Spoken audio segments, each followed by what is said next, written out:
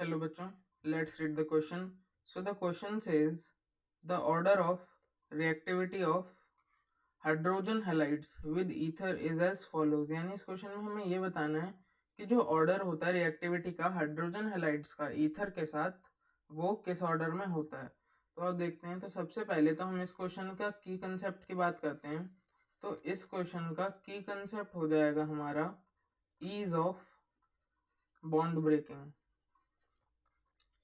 Okay, तो सबसे पहले हम देखते हैं कि जब हमारा 17th ग्रुप होता है वो होता है हमारा फ्लोरीन, क्लोरीन, ब्रोमीन, आयोडीन, ऐसा करके होता है।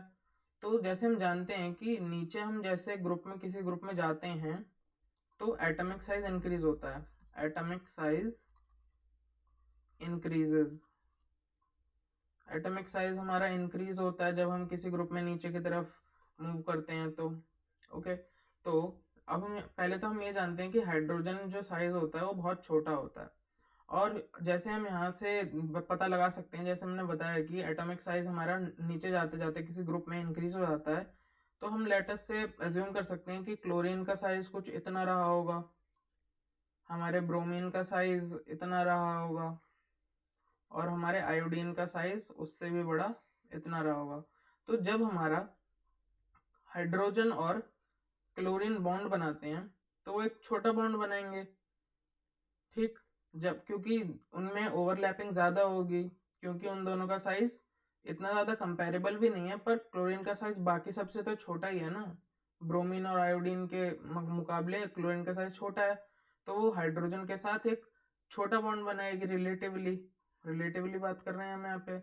और जब हमारा हाइड्रोजन ब्रोमीन के साथ बॉन्ड बनाएगा तो वो थोड़ा लंबा बॉन्ड बनाएगा, कि वो कम से कम इतना लंबा हो कि वो ब्रोमीन बॉन्ड से लंबा हो, क्यों वो हमारा क्लोरीन वाले बॉन्ड से लंबा होगा।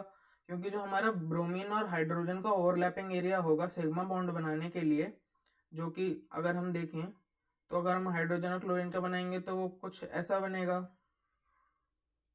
अगर हम ब्रोमीन और हाइड्रोजन का बनाएंगे तो वो ऐसा बनेगा। यहाँ पर साइज में सही से नहीं दिखा पा रहा हूँ, तो हम इसे रहने देते हैं। इसे हम लिख देते हैं क्लोरीन, ये हमारा हाइड्रोजन, ऐसे यहाँ पर ये हाइड्रोजन और ये हमारा ब्रोमीन, और यहाँ पर ये हमारा हाइड्रोजन और आयोडीन का हमारा बहुत ही बड़ा बॉन्ड बनेगा। यानी बड़ा बॉन्ड का मतलब, बड़े बॉन्ड का मतलब ये नहीं कि बॉन्ड हमारा बहुत स्ट्रांग होगा। बड़े बॉन्ड का मतलब है कि हमारा जो ओवरलैपिंग एरिया होगा ना हाइड्रोजन और आयोडीन के बॉन्ड के बीच का, ये बहुत कम है। और ये जितना कम होता है बॉन्ड स्ट्रेंथ हमारी उतनी ही कम होती जाती है।